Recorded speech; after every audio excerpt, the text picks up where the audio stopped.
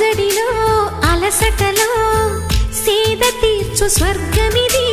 కలత కూడా కలత పడే మంచితనపు మలుపులివి భువనములో ప్రతి మనిషి